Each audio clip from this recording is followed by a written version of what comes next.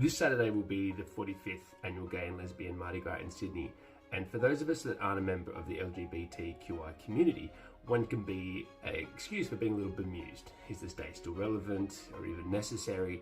And should I, as a straight person, even be celebrating a day that, on the face of it, really has nothing to do with me? You're not a bad person for posing that question, because it can feel a little strange trying to understand what our role as an ally is on this day. So let's address the question, and let's try and understand why we all should be celebrating Gay Pride. To start with, we need to take a step back and just understand how much the notions of love, sexuality, and our relationships are celebrated universally throughout humanity. As soon as humans could write, we wrote love stories. As soon as we could sing, we sung love songs. All our poems, our movies, they're all celebrations of love.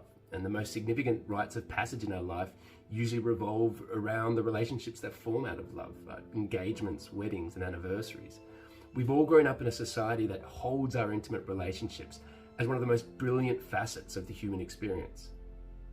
Yet for almost all our history, our society has also been quite clear about which relationships are to be celebrated and which ones are to be subject to shame.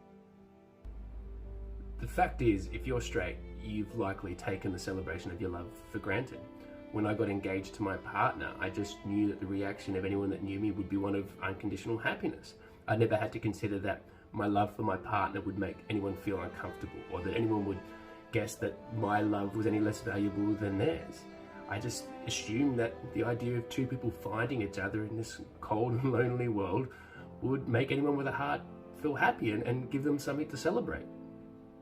Now, that experience is something we simply expect as heterosexuals. But if your love looks different, then quite often your experience can be very different. Pride events like Mardi Gras are a moment where we aspire to ensure that everyone in our community understands that no matter what prejudice they may have experienced so far in their life, the majority of us are genuinely happy for their love, and we want to celebrate their love. It's an opportunity to provide them the happiness and support for that love that they may not have always experienced so far in their life. There's another reason, though, why Gay Pride should matter to all of us.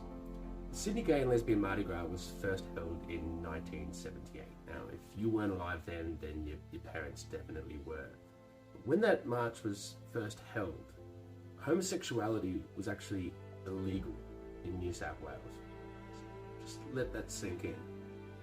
If you were gay or lesbian in New South Wales in 1978, you didn't just have to hide your sexuality from your family or from your employer.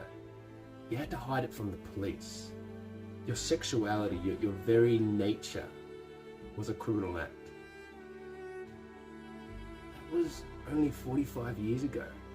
And yes, thankfully, we've arrived at this point where the overwhelming majority of Australians are completely uninterested in a person's sexuality, but we need to recognise that that didn't happen by accident. There were countless trailblazers that literally risked everything: shame, ostracism, violence, literally criminal charges, just to normalise their sexuality to the point that we've almost forgotten just how remarkable that normality is. The story of gay rights teaches us that progress is stoic and boundless, but also in no way inevitable. So much of what we think might be impossible today could very well be normalised within our lifetime, but it will require the sweat and tears of new martyrs for their cause. Mardi Gras is a collection of ordinary people celebrating an inert element of their nature that society had for centuries demanded they cloak in shame. So we celebrate the triumph of love over fear, reason over ignorance, and acceptance over prejudice.